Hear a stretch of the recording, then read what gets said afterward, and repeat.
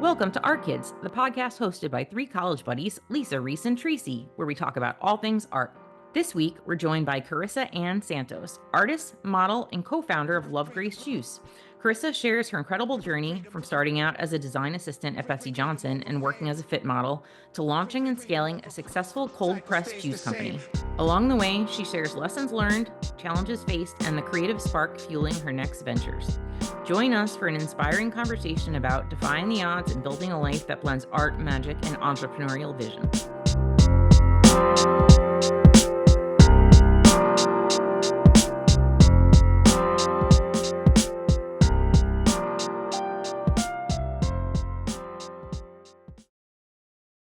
Hey guys. Hey, it's lovely to see you guys again. You too. Hey, Hi. Rick. Hey. So I'm super excited. Today we have one of all of our good friends, Carissa here. I love her. Game. I love me some Carissa moments. And so I'm really excited for our conversation and for her to share her story. Carissa just has an amazing story and she's one of my favorite humans, and we've all had awesome experiences with her throughout the years. So yeah, I'm really excited for everyone to hear about it. Welcome. Yeah, welcome. For having me. Absolutely. Thank you for having us. All right, Riss, let's get it started. So the first question we often like to ask to start it off is, what gets you out of bed in the morning? I would say hummingbirds and sunshine. I live in the really magical place, so truly, like, being barefoot first thing in the morning with a cup of coffee outside is my passion and joy. So that is actually the truth. Hummingbirds. That's amazing. And where are you living right now? I live in New Mexico. I moved here from Manhattan, but I live in a tiny little town called Madrid.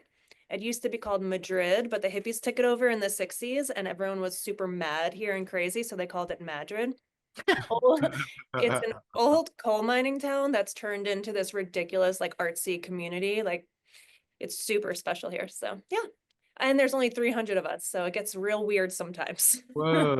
And you said it's unincorporated, right? Can you talk about what does that mean exactly?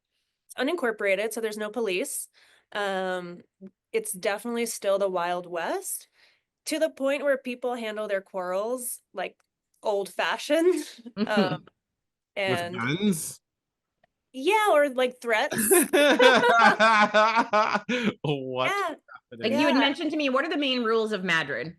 Couple rules. One, don't mess with women and children, and two, don't call the cops.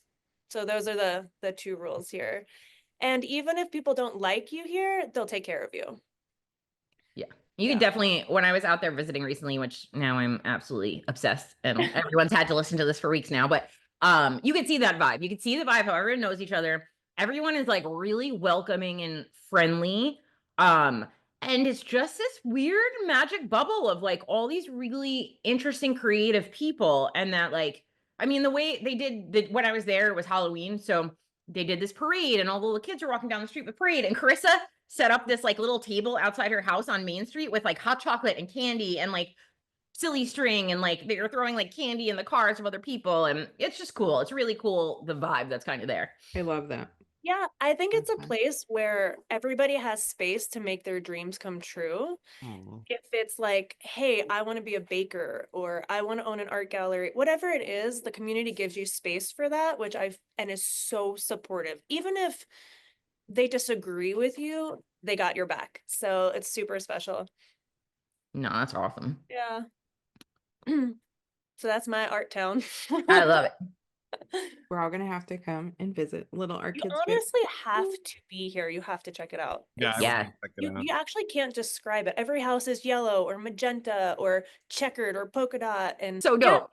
Yeah, it's like so weird and bizarre, and like it's a land of misfits for sure. And I think it's a place where people feel really welcome to be who they truly are without having to like fit into some mold. And I love Santa Fe, which is right up the street, but it started out as more of a hippie place, Santa Fe, but I feel like it's become a little bit more prim and proper.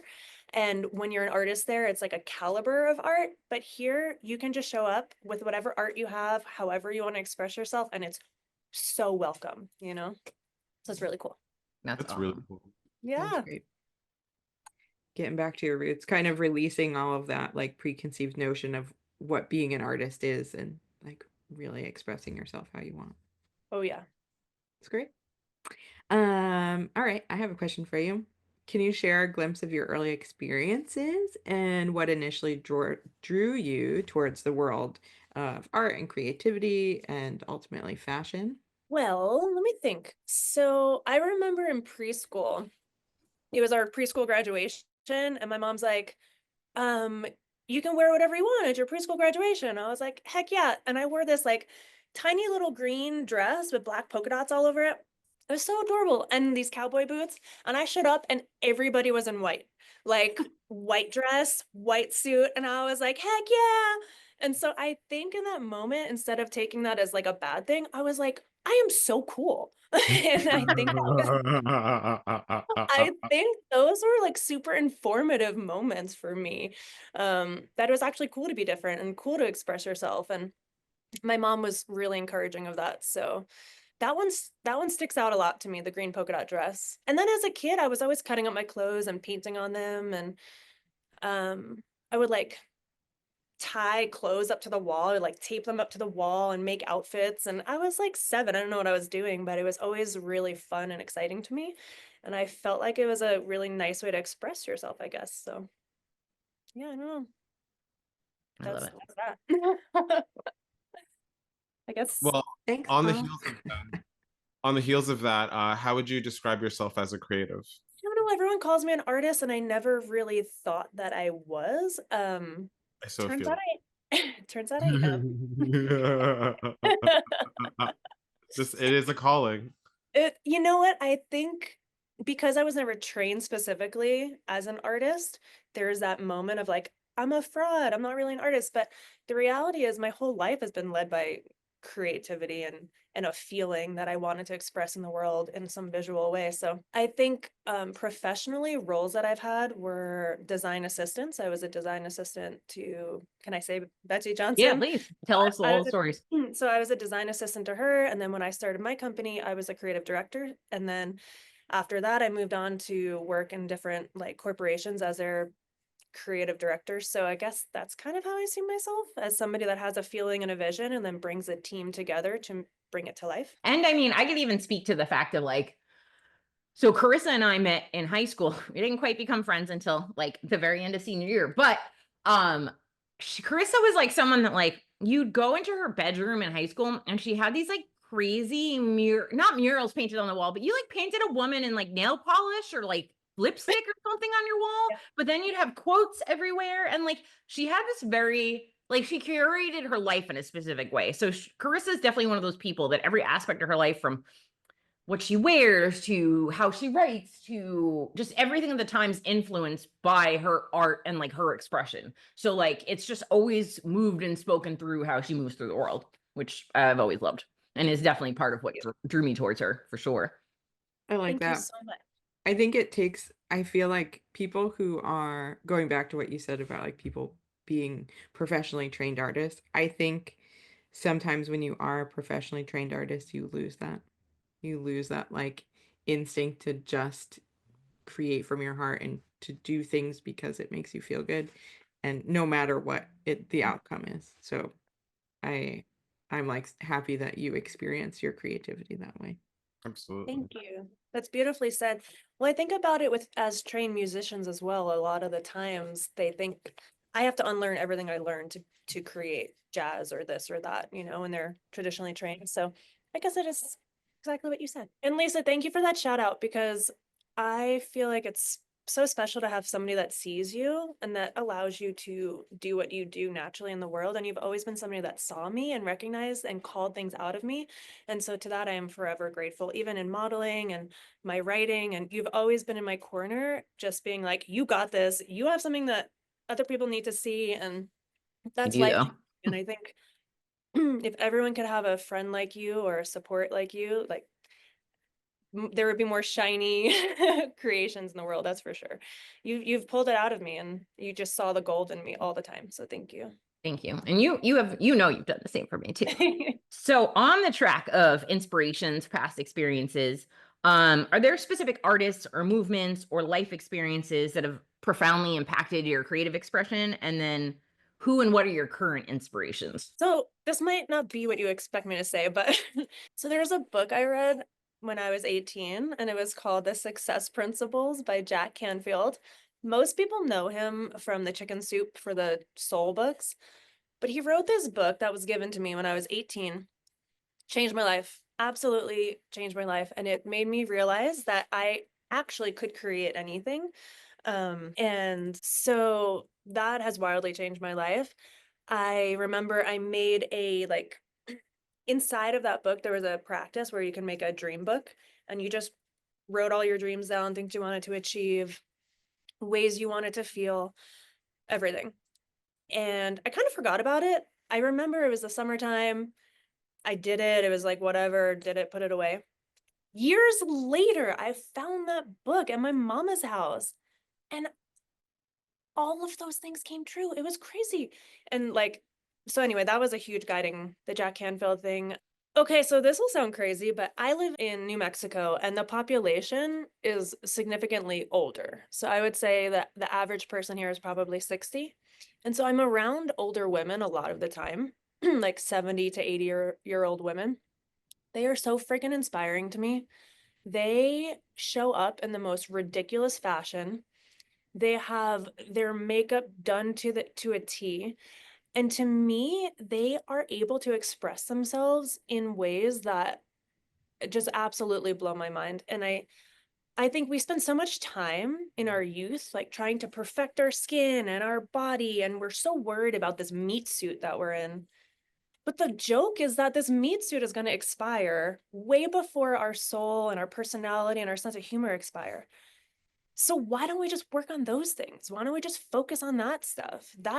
To me, that's the juice. And so when I'm around these women, it's just a reminder that I'm going to get super wrinkly. All these things are going to happen, but how's my personality? Like, how am I showing up for other people? So they are truly my inspiration right now. They're just rock stars. And I want to be like that. That's really important to me. I've pivoted from this world of fashion and beauty and how things need to be perfect into just being kind of ridiculous and showing up. I mean, I've always been kind of ridiculous, but but it's definitely changed my view on life for sure, being around an older generation. I mean, I'm talking like when I'm in Whole Foods, every single person has white hair. Like it is like you are just in a sea, like you are facing your mortality like at every I love that though. legit. It's legit, and it's bizarre, but it's really a gift actually. I watched this video the other day talking about older women and how how relevant they are in our world and culture and society, and why women tend to live longer than men. And it was this whole correlation with like the wisdom that a woman brings forth with her as she ages needs to be taught to the younger generation. And so like not to overlook the older women in your life, like your mothers, your grandmothers, your aunts, like anyone who can be your mentor or guiding star in that moment. Like these women are the one that hold that knowledge of our culture and like just our history in general. And I was like, wow, that makes a lot of sense. And like you, I have all of these like women mentors in my life, or people who I look up to who are older than me. I tend to like befriend a lot of older women. And I think I was like, wow, that totally makes sense. Like this is what I'm drawn to when I speak to these people and have these people in my life. So old Thank you ladies, for I can't wait sharing. to be one. I'm working on it. It's awesome. Yeah. Yeah, I do. I feel like it's a gift to age and from dust to dust, and I think it's a gift. There's just a lot of seasons of our life. And I think when we get into the 60s and 70s, that's like the fall. And fall offers so much beauty. There's different color, and then we move into the winter of our lives. And I just think there's something to celebrate in every season for sure. Absolutely. That's beautifully put. With you sharing that, it made me think of, can you tell everyone about what the local cemetery in Madrid is like? Oh man, heck yeah. Okay. So Local cemetery? we Yeah. have a cemetery. This woman lives on the cemetery, like she owns it basically. So when you die here, for $1, you can be buried in the cemetery. And this cemetery is so cool. Basically, say you were a hat maker. Your tombstone isn't gonna, there's no tombstones there. It's a big metal hat that's made for you. And if you love sunflowers, which is what I'm thinking my memorial will be, it's like a bunch of metal sunflowers at my grave. And we actually built a stage there. And so there we host like ridiculous parties in the cemetery. And we just party with the dead, and they're buried right in the ground, or their ashes, whatever. And it's a gorgeous celebration. Maybe you could post photos or something that. Oh, I'm gonna weave, as you tell this, videos that I took there and Okay, photos. good. So yeah. It is a holy experience. Some of these things I'm talking about, you can't even like fully grasp until you're there, but you walk into that space and you feel okay to die, actually. You're like, you know what? It's gonna be all right. These people are gonna keep partying with me. And it feels good. It's really cool. And kind of, not that I've been there, but it reminds me of what I've seen of how New Orleans celebrates their dead. You know, the parades in the street, the dancing and the singing. So like Carissa was saying that they do like they'll make a giant metal hat. It's like basically you're walking into like like an art sculpture garden. So everyone's tombstone is like this like creative sculptural piece that identifies them in certain ways, made of like different elements, not just metal, not just this, but like I have video walking through there of all these different like sculptural elements that are each people's tombstone. And then that stage she said they built, there's like these sheets that are over that are kind of like a canopy that keep it covered. And it's like a stage with all these couches and everything. And then the carpets. It's like never seen anything like that in my life. And this like iron gate that leads into it. It's amazing. It's just one of the coolest things I've ever seen. It's so special. I'm so I think glad it really also reflects how different that community is in terms of like how they celebrate iterations of their life or the end of life or celebrating life. It's just the traditions there are very different, but really beautiful. Yes. One of the reasons I'm so drawn to this community and this place is because people just show up as they are. And I know I kind of touched on that before, but there's a lot of addiction out here and there's a lot of suffering. And I think people can hold each other and find it's just real. That's really all I can say. It's real. You don't have to wear your Gucci belt and you're this and you're that. No offense, like that, there's a time and place for all of that. But here it's like, I'm wearing the same shirt I've worn for 5 days. I'm sleeping in my car. I have this, I have that. And it's okay. Like it's just real human stuff. And it's gorgeous. I've never experienced anything like it. I've never felt so home in my life. So, so special. Yeah, I think a good way to put it, I'm just realizing, is that people don't lead with their identity here. So they're not like, hey, I used to be best friends with Madonna, or hey, I designed for this person, or hey, this is what I've accomplished and achieved. It's more just, this is my heart. And then that stuff comes out in the end. People will whisper about how he ran this corporation or he was on this private jet with literally Prince. But that's not what you lead with, because it's like our hearts tell the true story. Oh, it is juicy. It is freaking juicy. I think for people who don't live in a community like that, trying to think of yourself separate from your job or separate from your goals or separate from, your accomplishments is really hard for people. So being around people who have kind of mastered that and are able to like pull out the person and separate them from all of those, not necessarily like surface things, but it's like you are more than your work, you're more than your career, you're more than who you know. I think it's awesome. And we So should all cool. try and be like that. Oh, definitely. What are some of the lessons and philosophies that play a role in molding your perspective of life and creativity? And maybe this is some new things that you've learned since your move out to Madrid. Oh, that's such a beautiful question. I would say there's a few things that come to mind. I try not to think about things for more than 4 seconds. Like when I get a hit of like inspiration or passion, I'm just like, don't think about it for more than 4 seconds, because I feel like another system comes into play that throws you off course. But in that initial hit, like that soul inspiration, that like God-given bing, just run with it. And that's helped me start my companies. It's helped me with so many of our passion projects. If I start thinking about the how I'm going to do something, game over. But if I keep thinking about the why, or like this this buzzy feeling I have that's like this gorgeous inspiration. I just run with it, more likely to get something into the world. So that's one of them, is like, just don't think about it. Which Uh, I think that I feel personally that is something that I should try to do more, because I, yeah, I push away a lot of ideas and then later I'm like, oh, I really should have done that. Because what Carissa's explaining is like, because she's also manifesting generator, like you are, Yeah. Tracy, and I am, and I think you too, Idris. And she's talking about that sacral response, that buzzy, Yeah. good feeling, and getting hit. Like Yeah. we're supposed to like get those ideas and run with them and not overthink them. When we overthink them, we kill it, you know? So if you're Yeah. having a negative guttural response, then that means you don't have to worry about it, or you're not drawn to it, or, you know, it's like that's what keeps us energized when we follow that like buzzy feeling. Well, Lisa and I have done a lot of work in our life, and I would say one of the things, you know, we did some cool seminars and courses and things like that, and one of the big takeaways for me was, don't let the past get in your future, and so, and don't make things mean too much, and that's really important for me. So don't add a lot of meaning to stuff. You want to explain like the meaning making machine thing to them? Yeah, the meaning making machine, you know, somebody looks at you funny and you make it mean they don't like you, but they could have just had gas or something. Like like they just had an upset stomach and you took it so personal and now it threw you off your course. So that's really cool for me. I love the 4 agreements. Those are life altering for me. You know, don't take things personal, have integrity with your word. Like that whole philosophy is really how I try to live my life. um, yeah.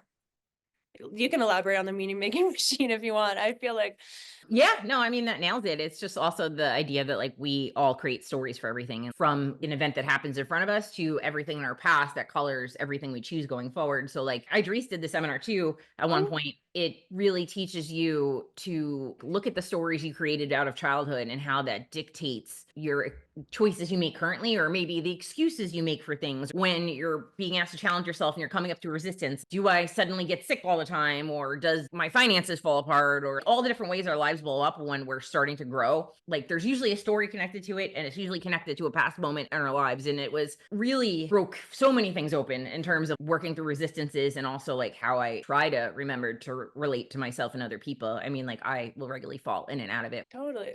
You've always been better at explaining things than me. So, I think but that's a story you have, but I was just gonna say, it's so funny because actually something that's super important to me is that if you're gonna make a story anyway, you might as well make it a good story and something that supports you and supports your success, you know? If you're gonna tell a story that you can't do something, then that's gonna be your reality. But if you could just tell the story like, I'm a freaking badass rock star, I'm gonna make shit happen, that's a really fun story to believe. And that's how I've lived most of my life, which is why I've had this really ridiculous magical life. I've had a lot of shit, but I've also had a lot of magic. So it's it's just the stories funny. I'm telling.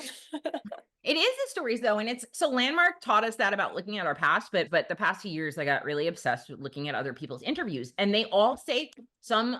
I'm getting excited. They all say some form of that or another. That like what really defined their success at the end of the day was that they told themselves these like what some might call delusional stories. They believe that they could do it. They believe that they're great. It's like you can't have those fucked up stories prevalent in front of you and achieve those things. It's just like, and most people that have achieved stuff are super fucked up and had fucked up pasts and have all the imposter syndrome stuff. The only differentiator between them and those gotten the things they wanted or built the life they want or had magical moments versus those that didn't is usually one, they train themselves to change their stories about themselves, and then two, they like work through their resistances and they just have an insane work ethic. And like there's Yeah. obviously other factors that play in there, but that seems to be some of the most consistent components, you know? Yeah, it's like just being a ninja, a brain ninja. Mm-hmm. Takes a lot of work, but it's worth it for sure.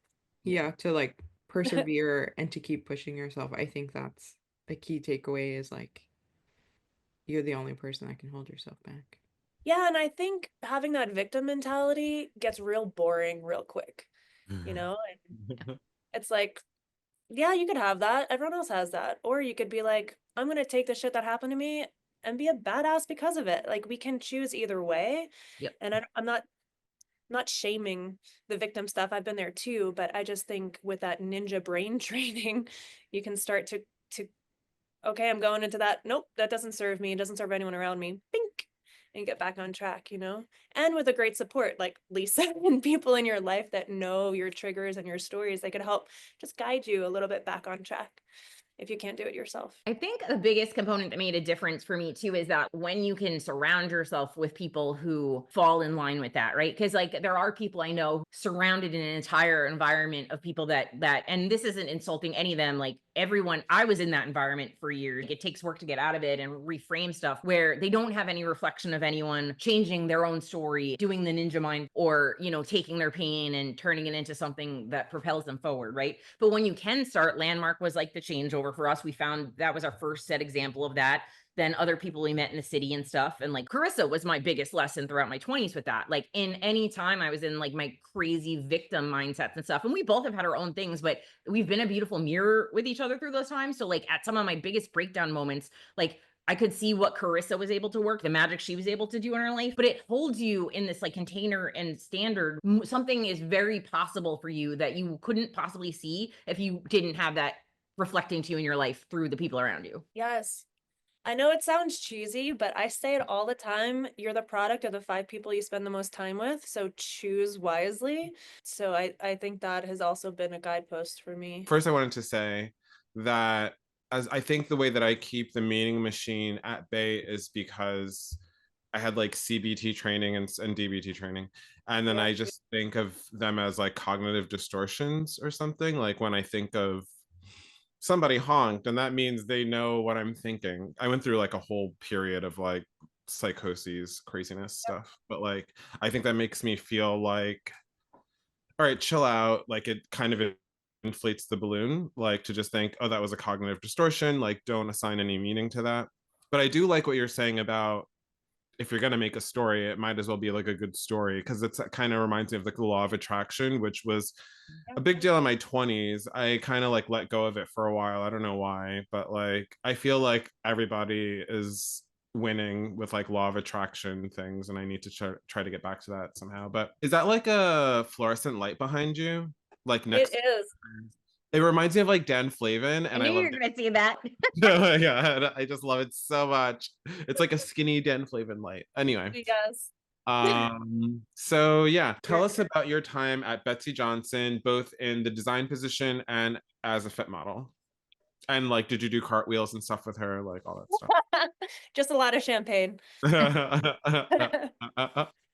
Actually, my story is kind of cool about that. So I needed an internship. I went to a community college. It was a whole long weird story. I was like an AP student in high school, like on the track to like go to a good school. And then long story short, ended up at a really cool community college that I was really excited to be at actually.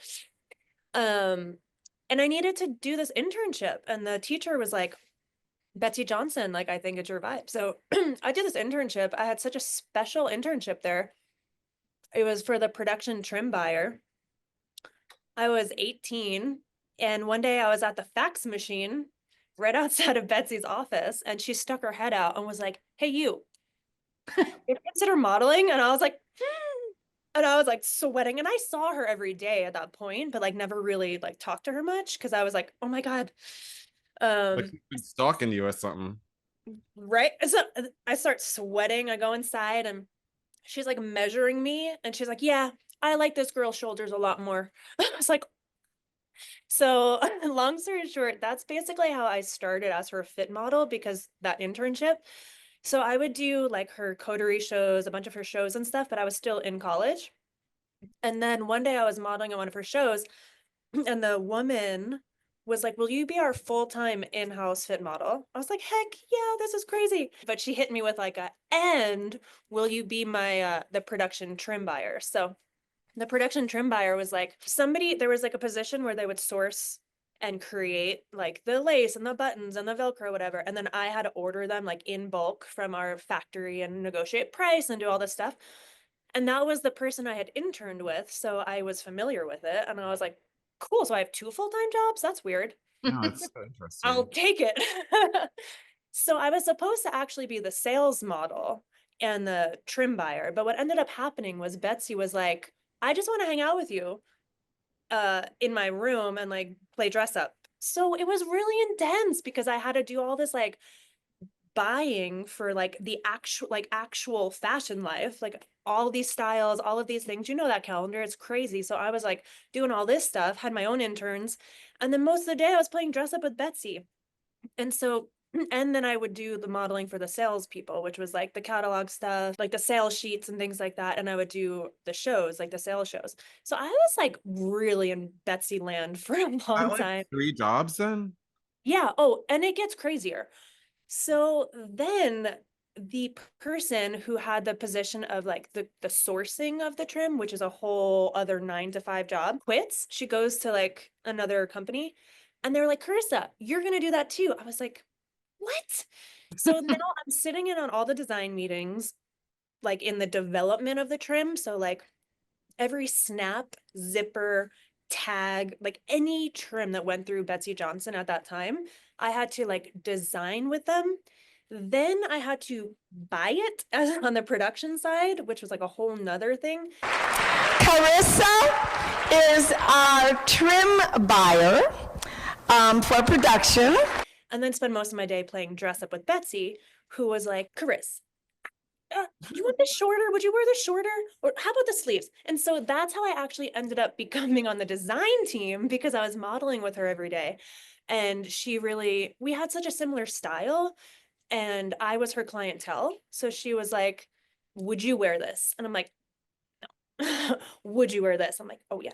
And so that's how the design thing came about. They ended up replacing me for production, trim, and like all the trim stuff. And then I was her design assistant after that, and still fit modeling with her. What a wonderful and chaotic Wow. way to learn a lot of things. And what I have to say is it was all on the job training, and it's just a testament to like so many people are like, I need to like do the thing. And I was at a liberal arts college, like community college, and I loved fashion. Obviously, that was like, we talked about that.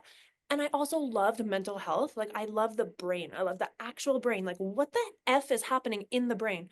So any course I could take outside of like math and English, whatever, was a brain course or a fashion course. And then I just ended up in fashion. And one day Betsey was like, Chris, we're like working on this like board. And she's like, Chris, where did you go to school? I was like, she's like, never mind. I didn't go to school. And I was like, because for a second I was like, oh no, I'm exposed. I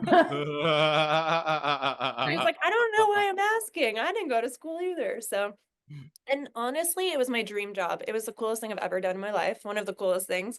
She would just like, I was on payroll to go vintage shopping and pick out my favorite things, and then we would work them into our lines. Like, that's a dream job for me.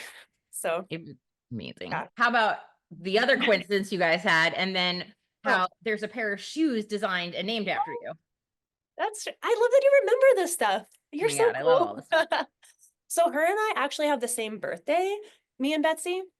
And so when I was Kindred souls. 18, And she just like met you like kismetly, like Kinda. randomly. is that insane? That's Yeah. so crazy. Carissa know. has like the most amazing magical stories. Like, she's got billions of them. We have a lot of theories on why this stuff goes on, but I do think once you like clear the pathway and do a lot of work, it opens the doors for a lot of synchronistic things to happen. And like, I can go on for hours about just nutty things that has happened to Carissa throughout her life, of just the most magical and well-earned things that have happened, but just like so synchronistic. I think if people heard this stuff on the street, they'd be like, oh, they're lying. Like, no, I'm a testament. I lived there. I was there for all of this stuff. All of these stories are true, and they're just one's nuttier than the next, and they're so amazing. And that's why I believe in insane dreams, because I grew up in my 20s with her by my side, and like, she was my example that like, you can fucking do anything. So That makes me cry. That is so kind and crazy and true. And you actually always reflect that back to me, because sometimes I don't even realize, like, sometimes I don't remember, first of all. And then you're like, do you remember that thing? I'm like, oh my God, that is pretty crazy that happened. But yeah, I've ended up in some really crazy places. But yeah, so Betsey and I have the same birthday, so it was really cool. We would celebrate it together. We'd wear our party dresses and champagne and have pink cupcakes. And then yeah, one day I came into the office and there was a pair of shoes named after me. I was like, what? I love those shoes. Wait, I'm Michael Jordan. I No, love they're that. and That's actually they're awesome. super sexy. They're like, They are. I wore them I at can the wedding. You probably saw them. Yeah, we what was I gonna say? You wore them at a few things. There's one of your birthdays. You had them in more colors. Great memory. I Yes, do you have did. them in multiple colors. What are some other fun stories you have from that time? Because I had like 17 full-time jobs at Betsey Johnson at one point, she looked at me one day, we're like fitting and she was like measuring me and we're doing a thing. And she's like, Carissa, you look exhausted. I was like, I am. She was like, you're going to Mexico. She sent me to her place in Mexico for like a month. She had like these two really beautiful, one was a villa, one was like in this little fisherman town. It was crazy. It was so special. And I was like, hey, Bets, can I take your Jeep? Because I was staying in Mexico for so long. I'm like, a month in like this paradise. Like, I want to go on an adventure. And she was there for a second. We hung out for a minute. I was like, Bets, can I take your Jeep into a road trip? And she was like, absolutely. The guys, like the Mexican man who ran her like place, like the caretaker was like, no, no, no, banditos, no, you can't you can't drive, because I was going to do a cross country trip, like one side of Mexico to the other. And he was like, no. I was like, heck yeah. So I take the Jeep and I did this cross country Mexico trip. And I think I'm so protected because I am pretty like, I don't want to say naive, but I just don't believe bad things are going to happen. And so I ended up in the most ridiculous places with the ridiculous people. Like I quinceañera in this town. And then I went to this like, I don't even know. It was out of control. I landed in this place with pyramids that at the time no one was talking about. It's called Tepoztlan. Mm-hmm. And I was so into raw food at the time, which was kind of like rare. Like there was a scene in LA and a scene in New York, but not really anywhere else. I land in this crazy magical place, raw food everywhere. They're just like eating mangoes and have all this live food. Like I just couldn't believe I could find this pyramid place from like, actually I found it in a book because we didn't have iPhones yet. So it was like a book that was at Betsy's house. And I was like, how about we just go to Tepoztlan? I don't know. And then it ended up being, there was like beekeepers and like all of my people in this random, anyway, so that was super cool. But I'm trying to think of other stories. You probably remember. I don't really know. Some other I cool just remember. So I remember the pictures you sent me from there, which you had invited me to there, but of course at the time, I I was know. like, I can't afford. I'm broke. I And I'm invited hating you. myself to this day for not going on this fucking trip. But I she know. sent me photos from out there from both of Betsy's places. I still have them somewhere, and they're just gorgeous. I mean, it's with the way you see a Betsy store or Betsy dresses, like that's how her homes were designed. They were just Yeah. another world, unbelievable, like a dream. And like she'd be texting me while she's on these excursions, like telling me the next most amazing thing. And it was just Crazy. So given your experience with Betsy, did you ever like want to just go into fashion design basically? Like I see you like doing fashion design now that like you were talking about your time at Betsy. Like, I mean, it was so kismet and like serendipitous and like it just seemed like she's your mentor or something. Like, you know what I mean? Like that was just so weird. Like that So it's weird. a dream come true. Like it just sounds like a storybook or something. And like at the end, it's like, then I became the new Betsy. Like I have no idea. Like, yeah, like you know what I mean? I'm doing Like, cartwheels. yeah, like you know, like Yeah, which why to follow on Idris's question, like what made you choose to move in the direction you did with what you knew versus like he was saying, kind of continue on the fashion route? It's so interesting. I think being in that really high, fast-paced world, which was so creative and amazing, I was finding myself just drinking a lot of champagne and lattes and just not having like a sustainable thing going on. And I was so into nutrition and health and how it affected your brain and your mood that like literally I went to school to become a health counselor while I was at Betsy. And I, at every given, like at every chance, I would have like my little iPod thing and I would be listening to like health lectures. And so I think that was just the natural progression for me from that space was like, fashion has been my life for so long. And how can I like optimize my body? How can I just get to the next level in wellness? But what was cool was I was bringing in juices and smoothies because at that time, which is sounds crazy, but like you couldn't get a green juice, you couldn't get organic food in the fashion district. It was like hot dogs and pizza still, and like You're falafel, so which we're old. I mean, it's like true. iPhones didn't exist, green smoothies didn't exist. Yeah. I mean, it's so weird. And so I was like bringing in my own smoothies, bringing in my own food, and people were asking me like, can you bring me some next time? Can you bring? So I was like bringing in all these like smoothies and all this stuff, and I'm like, well, this is a thing. People want this, So that kind of lit me up, and that's how I moved into that, I guess. I Yeah. think Yeah, it's it's a like, nice transition to Yeah. find that need that also, like, pun intended, nourishes your soul by putting by Totally. putting your energy towards something that in the back of your mind has kind of been what you're working towards, but now you're like, wow, this is really, you start to visualize how it fits in the real world, and if you pursue it, where it could potentially go. watching you go through it at the time, you could always see like you had these two splits in like deep interest, right? Like fashion was such a big thing for you and like of you and like in your reflection of your everyday. And then, you had this like really deep interest in self-development and healing and food and nutrition. And you're going to all the lectures. And that was around the time you were meeting like other chefs and things like that too. And I think the conversations, because of Landmark and stuff too, where it's like, well, what can I create? Right. And it had us in a lot of conversations around that. And you were like really getting into this like magical thing on your own of like, well, what can I create for myself? What can I make? And I think it was like just what naturally progressed at the time. These opportunities kind of like popped up that like led around like you doing your own thing versus like another thing within the industry. And it like, because it's funny, I think really for any of us in here, I can narrow down like maybe two or possibly even more paths we've all had to choose between in our years. Right. And it's always like, these little things that come up along the way where we lean on one and we learn more about this one, we're learning about that, and then like things start to diverge. But leading into that, so with that said, what did you end up doing after Betsey? What business did that end up leading into? Can you tell us about that? I started a juice company. Surprise! It wasn't like Big completely, reveal. I mean, it wasn't completely random since you were into health and like not nourishment, but health and like being well, Mhm. wellness, and also like spirituality, I guess to some degree, but like Yeah. When I was younger, I was super sick. I had asthma, allergies, like I was always ill and on a ton of medicine. And I fell into this like holistic, organic searching thing because I was like, I can't keep getting injected with steroids and like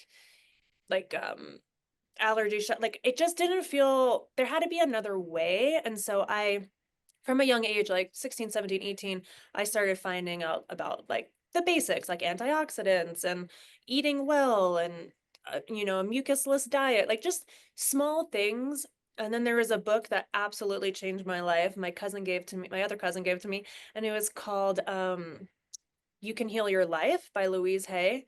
And inside of it, it'll have like every physical ailment. And the concept is that the physical ailments start in the ethers. Like you don't just all of a sudden get a physical ailment according to this philosophy or technology. So it starts somewhere in the ethers, in your emotional body, your mental body. And so, for example, you could go through this book and find any ailment, and I had asthma really bad at the time. I was 17, 18 when I think like 17 when I was given this book. And asthma as a like the spiritual thing, I don't really know like the right word, but like it's asthma. And then like they would say it's actually considered smother love. Like you're feeling like smothered in your life by somebody that's like overbearing or something. And then there would be an affirmation that you would say along side of that. So you would say, so that one was, it is now safe for me to take charge of my own life. I choose to be free. And you would say that 100 times, 3 times a day, just constantly, and literally never had an asthma attack again. And it is a testament to belief. It is a testament to, there's way more going on than just what's showing up on the physical plane. And so I was always intrigued, like in the spirit of something. And I always felt like there's another way. Like people are presenting you with something, but there's got to be more. And so I've always been a seeker in that way. And so the juice thing and the health thing was just kind of a byproduct of I wanted more for my health. being in fashion and drinking, like I said, tons of champagne and coffee. And I wanted it to be accessible. And a dream of mine, I still remember it. So this is what, like 2009, 10-ish. Yeah. I said, why aren't there healthy options in the subway stations and airports? I want healthy food in these two places. And lo and behold, all of these years later, you can literally go into the airport and get a green juice, get some gluten-free crackers and like some healthy food. And that, like, my dream has come true. So anyway, yeah, it was a natural transition, but it wasn't just like out of the blue, you know? It was, my life had been going in that direction for a while. Yeah. And I mean, I remember at the time when like some of the few raw places had just been popping up. Like the only thing you could do was maybe go to raw restaurants, right? And like that was the only thing that was available, but it was expensive and there was nothing on to go. And like I remember at the time you were even thinking about like tossing around the idea of opening a raw restaurant instead. And you had been looking at storefronts in Williamsburg, and I think you looked at one in the city at the time, and then like somewhere transitioned from, no, we're not going to do a raw restaurant, but I am going to do this juice line. And then can you tell us about what that was like starting that, what you had to do, and just the growth of it? Sure. Well, it's crazy because we started doing events like and catering events with juice and food. And so that kind of got our feet wet in like, how do you price things? How do you figure that stuff out? And I have to give credit to a woman named Mary Grace, actually. She owned a yoga studio on Long Island, and she was a dear friend, and she would beg me to get the location next to her and turn it into a juice shop. And I was like, I don't know if I can do that. I don't know. But she was like, fine, let me sell your juice at my store. Like, make juice and let me sell it at the yoga studio. And I was like, I can do that. And so that was our first wholesale account. That was our first juice account. That was our first, like, oh, I think we're going to do the juice thing and like really go like deep into that path. Let me tell you, we set up a fridge and put juice in it one day at Yoga Oasis. Within 3 days, we had 5 wholesale accounts and like 10 juice cleanse orders. We didn't even offer juice cleanses. So I was like, what is happening? And it was just like wildfire. And the time was right. People wanted it. We had it. And it was really freaking hard. It was out of control. It was the hardest shit I've ever done in my life. But Tell them how you had to start it though. Like in the apartment, oh yeah, you had to juicing like your own juices at night, bottling them, delivering them yourself at 5 a.m. Wow. in her East Village apartment in Alphabet City. Yeah, we lived on East 10th Street between B and C in Alphabet City, and it was a 4-story walk up. And we started this juice company, random, not really, but we started it. And we needed to buy all the vegetables and stuff wholesale, but we didn't have a location. And so the people wouldn't deliver to us unless we had like a location. So I was like always fudging it and like calling the distributor, like, oh, we're not going to be at the store. I'll just meet you on the corner of A and we're not, oh, sorry. And so they would load like loads of veggies and fruits into my truck. And then I would drive them over to our apartment. I have to 4 flights of stairs, 40 pounds of bananas. I mean, shit was crazy. It was so hard. It was just me and my partner at the time. And we would juice all night. And we had this tiny little juicer. It would make like 2 ounces of juice at a time. So we would juice around the clock. Then we would have to go and deliver it and then get back and invoice them and then keep juicing and then deliver it. I mean, this went on for like weeks. And then we're like, let's get our friends to help us. And it was psycho. Honestly, it was psycho. And then eventually we kept getting all these wholesale accounts. And then one wholesale account in Manhattan was like, I need proof. Like, I need proof of your location. I need proof of insurance. I need all this shit. And I was like, oh, the gig's up. I don't know. We can't make juice out of our apartment anymore.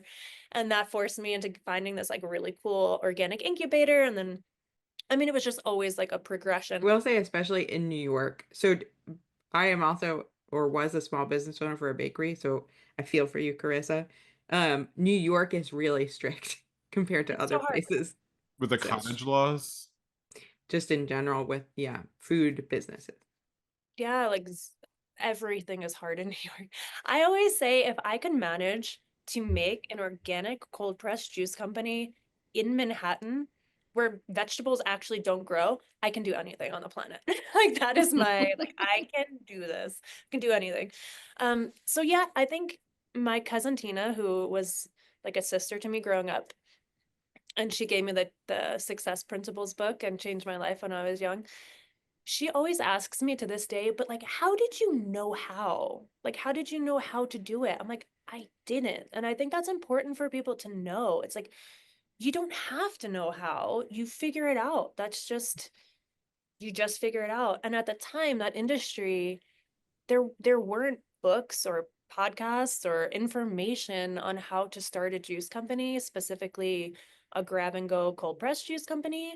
So you just figure it out, pray a lot and try not to lose your mind. But yeah, so we found an organic incubator. And I would say one thing, a huge lesson I learned is don't give your company away. I just have to say, um, I think whether they're family or friends, I think it's important to really have an understanding of how you're going to split up your company. That's all I'm going to say about that. And that was probably my one and only mistake. But so we found this organic incubator. We needed some money. I gave a lot of the company away for that. And we grew and we grew and we busted the seams of that incubator to the point where they're like, is this just your factory? But it was supposed to be an incubator for companies that were starting out. And it was really, it was expensive for that, but it was cool because you had resources. You had people with a little bit of experience or that had distribution. And we were actually only the second company in there. So we were part of the growth of the incubator. But then we busted the seams. We had to get out of there. And I found a building out on Long Island. And I think another one of my phrases that I love in business is you can't account for magic. And I was at some random event, not even juice related. I was just helping a friend. I was at an event and I thought, I need a factory. I need it really quick. I'm just going to ask people. And there was two guys walking by this booth that I was helping out on. And I was like, hey guys, this is so weird. I was like, hey guys, what do you know about real estate on Long Island? And they're like, that's so weird. We're commercial real estate agents. I was like, of course you are. I was like, what do you know? Of Like, course you are. so crazy. I was like, This what is do you know about? They're like, oh, it's so weird. We have this 20,000 square foot facility that's currently used for food production. They need to be out in a couple months and I'm looking to rent it. And I was like, and I'm looking to rent it from you. And that was it. And we got this. So I say you can't account for magic because you don't necessarily have to be at like the juice convention to find your people. You could be I was actually at a photography convention thing. I was helping somebody and I found the realtor. So you can't account for magic. You don't know when it's going to show up. So anyway, we got this factory, had like 30 something employees and busted out tons of juice, tons of smoothies. What else should I say? Can I just say though, like the story is so magical, like the entire way. Like when you said Mary Grace, like I'm like, I don't know if I'm allowed to say the name of the company. Yeah. Am I? Oh, Okay. like it's called Love Grace, and it's That was like Carissa's juice company. it's just like what is happening? Like everything is just so like you just like call out to these real estate agents, like everything's just so crazy. Like It's that's crazy. awesome. That's It's really awesome. freaking crazy. So serendipitous. That is one of, and I said earlier, but I'm not even exaggerating when I say that's one of dozens and dozens of stories she had, or like things I witnessed through her 20s. And that like, I'll never stop saying that was a testament to like why I believe the things I believe and why I do what I do, because I watched someone defy the odds over and over again and have like all these crazy things always happen. And, you know, it was just amazing. And it's a true testament to magic. So for Love Grace, we had our retail division where we would sell direct to consumer, primarily online via juice cleanses or websites or something like that. And then we had our wholesale division, which we would supply yoga studios, Whole Foods, things like that. And that would either be direct or through a distributor. And then we had our co-packing division, which started with a company, a large company in New York. They came to us and asked if we could provide them with some juice, and then it kind of exploded and took off. So we co-packed, aka like white label or like we would make it, you don't know it's us. Sometimes it's our recipes, sometimes it's their recipes. And then as a business, like, you know, kind of developed into more of a co-packing operation, we would take on small brands that wanted to make soup or make, you know, juice or whatever. And then we kind of consult with them and point them in the right direction, get them bottles, labels, art, the whole thing. So like soup to nuts, they could come to us with an idea, with recipes, without recipes, and we would help bring them from like an idea to like on the shelf somewhere. We were in Whole Foods. So we started out doing mostly yoga studios. It was a really good fit for us. So we would put our fridges inside of yoga studios, fitness centers, sometimes like holistic offices. There were like holistic dentists that sold our juice. So it started out kind of like that. And then there was a distributor that came to us and is like, hey, I want your juice. And I was like, oh my God, I don't know. It's going to be, you know, like it's going to be so much to manage. We figured it out. And then they took us to like every bodega in New York City. They took us to Fairway. I mean, we had like Wow. 500 accounts just with them. Then we had our wholesale accounts. And then we had like 7-Eleven in Montauk. It was like one of our coolest accounts. I walked in there. I have to say, our distributor was great. Then we outgrew them, so we had to go to another distributor, and they didn't necessarily. Anyway, it was all good and perfect. But I would go out and get still a lot of accounts on my own because that was like I'm good at that. I'm like I have a really cool product. You definitely want it. Your people want it. Everyone wins. And so I went to 7-Eleven in Montauk. I was out like gallivanting, and I was like, "You guys have juice?" And he was like, what is even going on? And that they became one of our biggest accounts, and he's still like a dear friend. And so yeah, we had all kinds of accounts. Free People, we did like a collab with Free People when they came out with their like they I came know, out right? My but they dream. came, it's crazy, you know. I think I was just people were coming to us. It was so much that I needed more people in admin actually to manage what was going on. You know, we had so much press because it was new, you know, like I couldn't handle what was happening. We were in Brides magazine, we were in Vogue, we kind of just exploded on the scene, and I was like, what is happening? So we collabed with Free People, we collabed with Urban Outfitters had a flagship location and a like bar like in like Madison Square Park or something like that.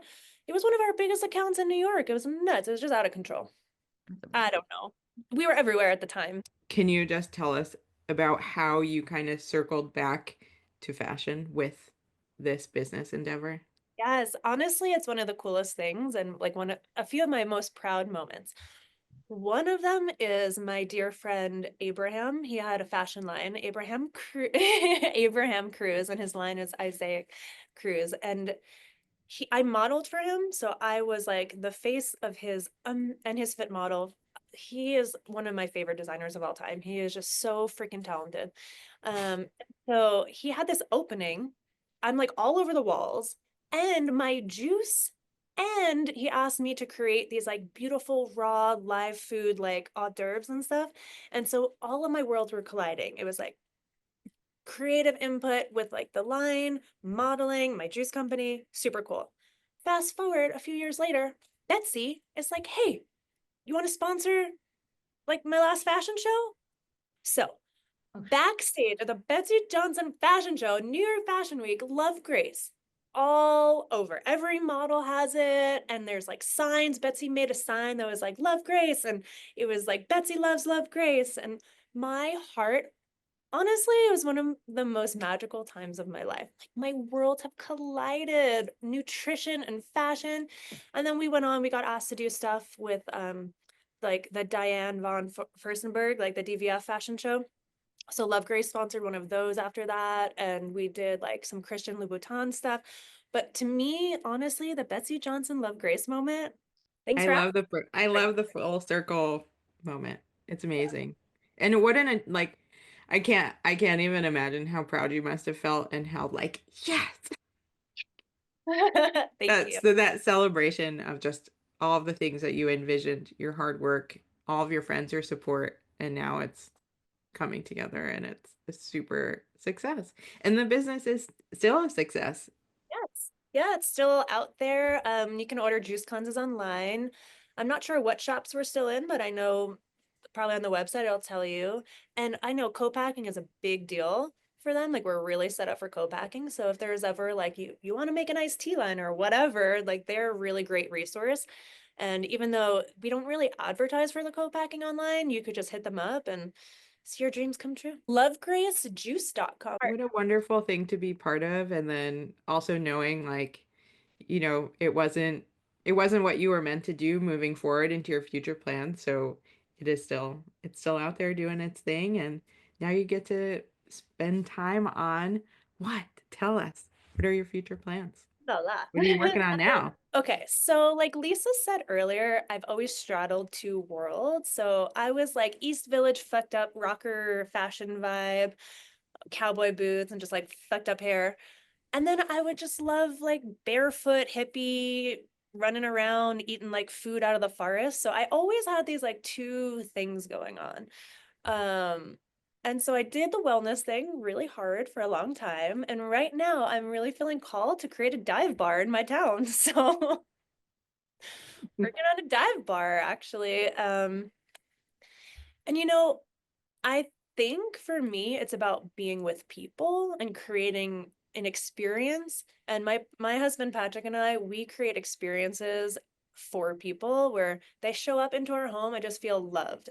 I'm like, hey, eat fried chicken or eat green juice, but just know that you're gonna get blasted with love and you're gonna be heard.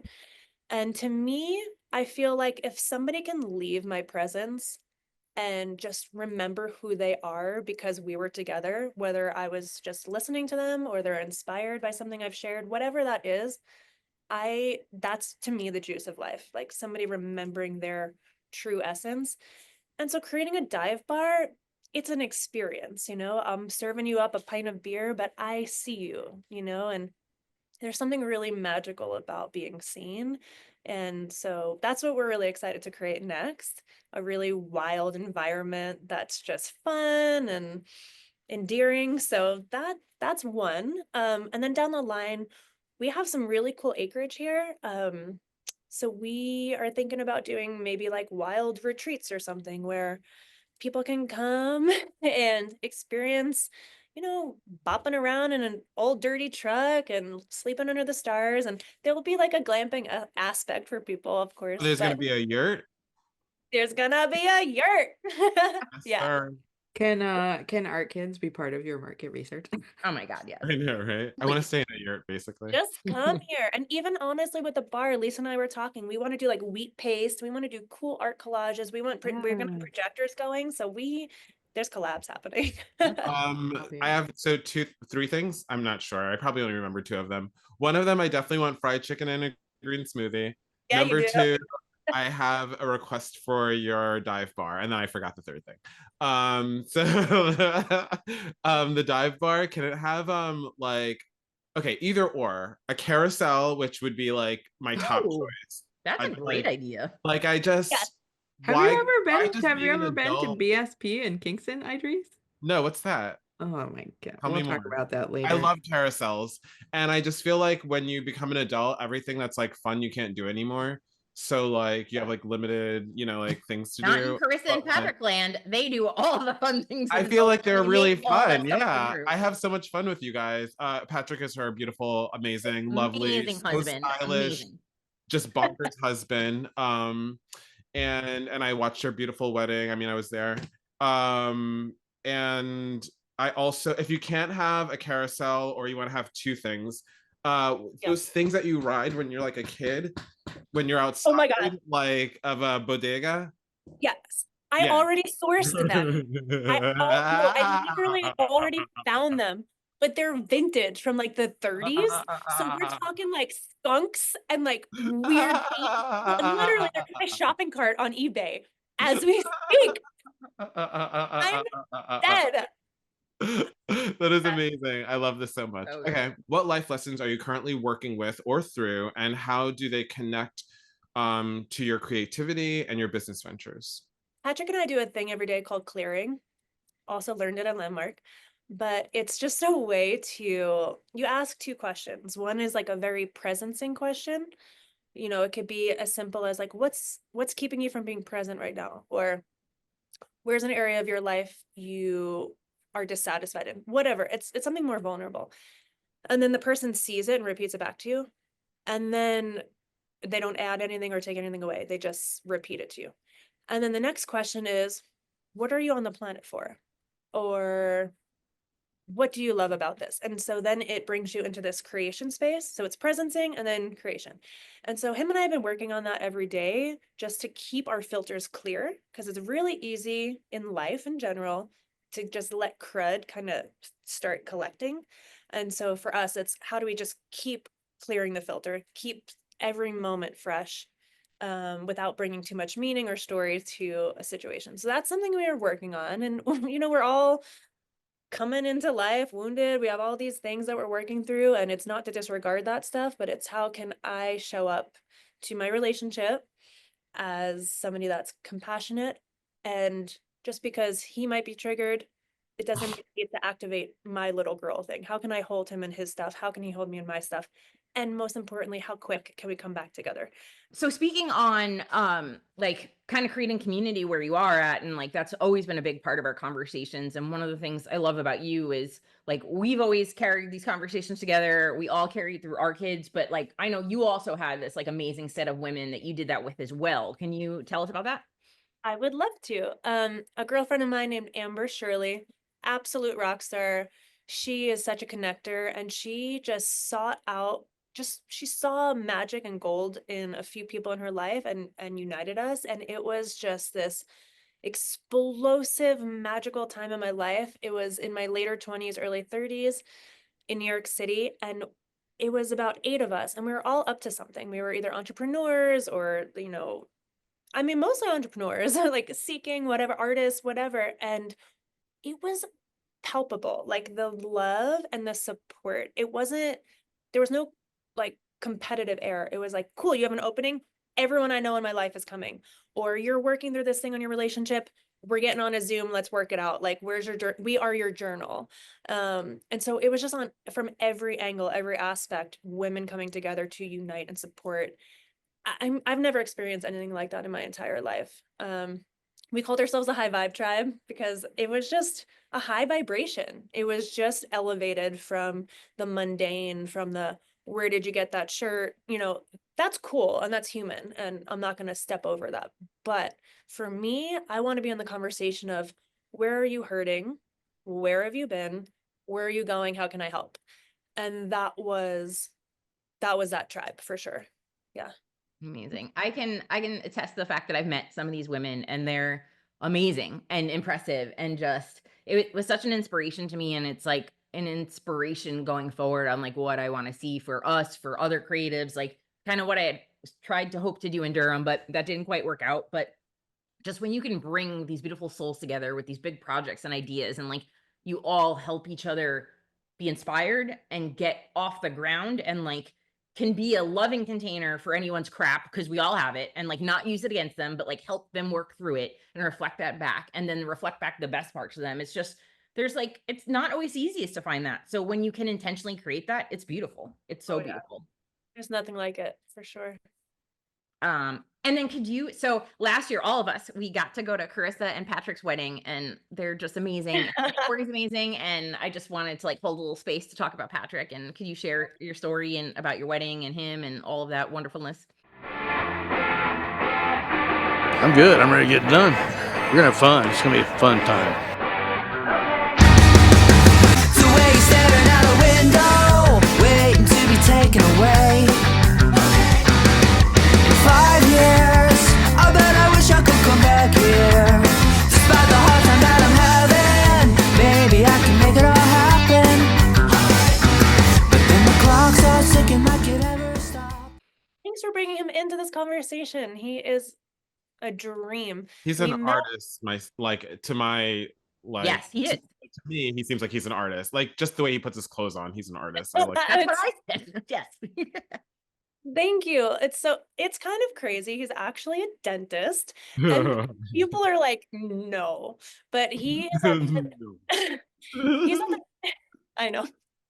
We all need He a goes in- dentist. Okay, that's fine. I know. Goes in his like rainbow python like Louboutins and his like hippie handkerchief, and they're like, "You're gonna work on my teeth." And not only is he a dentist, he's at the top of his game, and he will never tell you. He is so humble when it comes to that. He gives all credit to God and the Lord, and he is just like so here. He's like, he's just working through me, but he is at the top of his game. And I won't go into too much detail, but when his practice that he created on his own 20 years ago was just evaluated by a massive corporation, they were like, you're not in the 1% of dentists, you're in the 0.01% of dentistry. And so he has just created this like gorgeous machine where people come, they feel loved, they're like they're excited to go there and they leave happy, which is so bizarre for dentistry. But so we met actually up this dirt road, like 7 miles up a dirt road. I was hosting a rave. He was attending the rave, like by accident. Like, There no are no intent. accidents in your story, I know. Carissa. Yeah, it's great. It's so crazy. He wasn't supposed to be there at all. He didn't have the directions. He was like in Colorado actually, and then he's like, he had to come home, and he's like, oh, maybe I'll just check out that party my friends are throwing. And he showed up literally with no phone, no directions. He just followed the sound and the lights 7 miles up this dirt road, and he saw me and was like, she's my person. I didn't see him. I didn't see him for a while, and but he like kept showing up, and he said the thing that got him the most, he's like, yeah, you're beautiful, whatever, like I was attracted to you, but I could tell there was like a business side about you. Like when you would speak, you like had this way about you that I wasn't used to. And he's like, I was like, you were my person. And so yeah, we have a really rock star ridiculous relationship. I don't know what else to say. He's just, I've never known anyone like him, and I know a lot of people say that about their partner, but really, I just, as a human, I've never known somebody that's so intentional, so like God-centered and true to himself. I mean, integrity, it's just like that's who he is. And his fashion, I mean, come on. Yes. I'm just like, you are literally a rock star cowboy. Yeah, totally. Just, Totally a rock star cowboy. I think for us, it's important, and I have to say this going even back to like all of the business stuff I've been in. I think for me, a lot of my success has come from not really attaching myself to an identity or a label. Like sometimes I'm a model, sometimes I'm a bartender, sometimes I'm a juice mogul. I don't know, but I just have this fluidity with it and don't really care. And the same thing with my style. Sometimes, like I said, I'm East Village fucked up, and sometimes you can put me in some posh thing, and the same with him. So I think it's important for us not to show up in this like really carved out thing, and just leave room for each other's expression and flexibility and style. And one day we're starting a bar, and the next day we're starting this like amazing medical holistic insane cream company, which I'll tell you about another time. And I mean, like we're working with scientists from Switzerland and France, and they're like, your concept is so novel, like it's so we have all of these interesting parts of us and coming together. It's really cool. So yeah. And it's not like the bartending thing came out of nowhere. Like you used to work at Cosmic Cantina. We were like dancing on the bars together. So like I remember that. Yeah, creating events, creating spaces. Cosmic Cantina in New York, that speakeasy, and we were like Sequence Saturdays, and It was Some of the amazing. best nights of my life happened there. So Yeah, New York totally. City. Halloween. I remember my Halloween favorite party. birthday parties to this day that you guys had thrown for me with the photos on the wall and the surprise. That was so party. special. Oh my god, I loved it. It was They're so like, good. this is her art gallery birthday party. I loved it. I loved it. It was the best ever. And the funny thing is that so like Cosmic Cantina was owned by Cosmos. And I remember at the time, Carissa was telling me stories about meeting him, and he's a really cool guy. And like, he was a big part of the time there, but apparently he owned other ones or across the country. And then, like, as many people know, I moved to North Carolina, and he owned one in Durham and he owned one in Chapel Hill. So then all these years later, I hadn't seen him forever. And then I get out to Durham, and he's living out there in Durham running that one too. So like, I knew him in my Durham life also. So it was just like a weird synchronicity of things that followed. And it's just, I mean, and those were like some of the most pivotal years of my life. There was just like literally dancing on the bar, painting on the walls in black light paint. And like, it was just, Yeah, so many crazy stories come from that time, and it was just the best. It was the absolute best. I think it's cool because I always said if I was going to work in fashion, working with Betsey is like the most perfect designer for me because she's wild and expressive, and it's not like very stuffy. It's not like the typical fashion experience that you'd think that you would be having, you know? Same thing with bartending. Like I wouldn't be at some cocktail bar or whatever. I'd be at Cosmic Cantina dancing on the bar doing weird stuff. Like it's always like the perfect curated weird Carissa, like space to be weird and you know? Just But like it was the other thing that was perfect too is that Cosmos was getting into raw food at the time, and Carissa got them to put raw food on the menu, right? That was Yeah, you the that food was did good that. too. Yeah, I remember the food being good too. Oh, It the was food was great, but she got him to put like specific raw food stuff in the Mexican restaurant. Like it was so good. And then I was like, listen, Cosmos, people keep ordering Diet Cokes. I am not gonna give any, it's bad enough I'm giving them Coca-Cola. Sorry, I know everyone loves soda, it's really great. But when I was coming from that health space, No soda. I was just like aspartame, like the whole thing. And he's like, wait, that's in there? It's off the menu. And so I had this space to create like a little bit of wellness inside of the bar, you know, even the juice there. Every time somebody ordered a cocktail, I had to make the juice.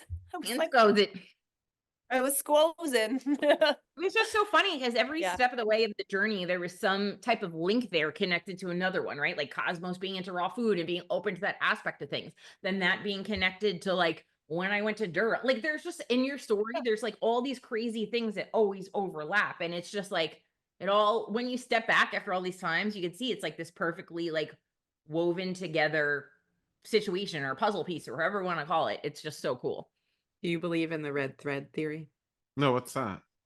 Tell us about that. It's like I think it's an Eastern belief that there's like an invisible red thread that connects people who are destined to meet.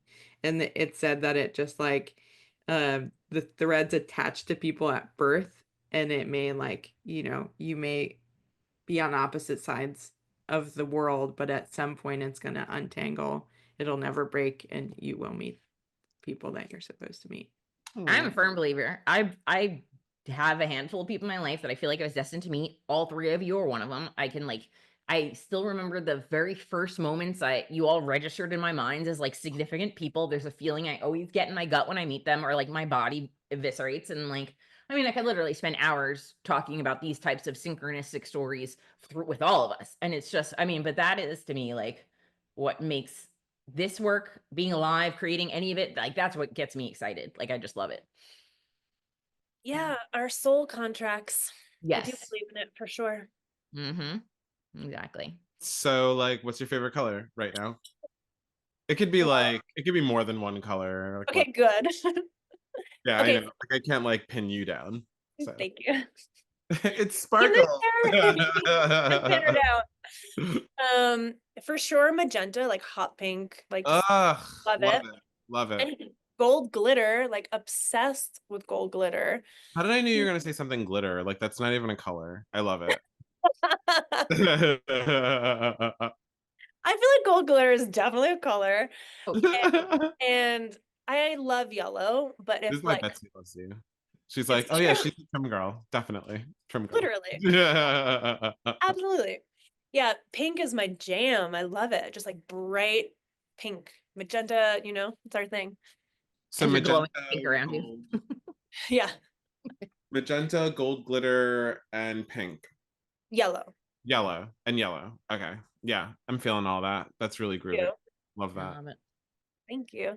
I'm really also into I like these raw stones I've been seeing, like I don't know how to explain it, but like topaz and smoky quartz, and they have these like champagne-y colors, and I'll just find myself like looking for them all the time, like in vintage jewelry. I just love these big chunky, like, oh, it's like smoky and brownish. Oh, so good. Like brown diamonds.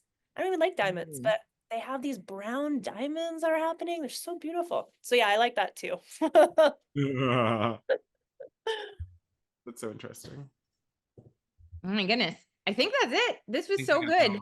Well, I would like to thank you guys. Just personally, I want to thank you for seeing me as somebody to interview, and for having me in your life as a friend, because that is absolute gold to me. I love you. You're not just creative people, you're heart-centered people, you're professionals. It's amazing to work together finally in some capacity, and I'm excited for our co-creations. And there's a part of me that just knows you're always here, like that I can call on, especially knowing that I have feelings and like things I want to create, but you guys are like visionaries and you can make it happen in the world. So I feel like I have this super team around me at all times. So I'm really grateful for you. Aw, And thank you. thank you, Lisa, for Grateful bringing us you. together. I'm glad we get to do this life together. Oh my It's God, super same. colorful and wild, and I'm really thankful for you. This has just been a dream to have you do this. So thank you for taking the time to do this with us. I mean, like I've just really. been thinking of this for so long, and this is means so much to me. And I'm just so excited for this and your story. I can't wait for it to get out there for people to hear it. I just feel like it's a really big deal. Like I'm just so excited for it. And then I'm excited for like us to come out and visit you out there and like all the This is adventures that happening. are gonna come. You know, I can't wait. Madrid. Mm-hmm. Yes, Amazing. it's true. You always have a place to stay for sure. We love you. Thank you so much. Thank you. Have a Thanks wonderful for rest of your day. sure. I miss you Tell already. Patrick we say hi. Woo. Yes, tell Patrick we love him and say hi. And Yes. Doodles, love you, Doodles. Bye, Doodles. Come Oh play wait, with just before you leave, can you put the thing on your head? And there's an ashtray, so the old days. That's amazing. Built Broken into it. at the salon, no big deal. Patrick was like, what kind of furniture should we get for that room? And we were in the hot springs out in Uray, and we're just like taking a little soak. And I was like, what about hairdresser chairs? He's like, who are you? Yes. Asian is like hard. Yeah. You have to come here. We have like fur on the walls, like shag wall. So I amazing. saw. You, I love you. I miss you already. I love you. Mwah. Bye. Love you. Bye. Thank you for listening to this episode of Art Kids. For credits, resources, and information on our guests, visit the Art Kids website at artkidspodcast.com. That's Art Kids with a Z. Make sure you like, follow, and subscribe on all your favorite platforms. Ciao. Yeah, yeah. Stays the same.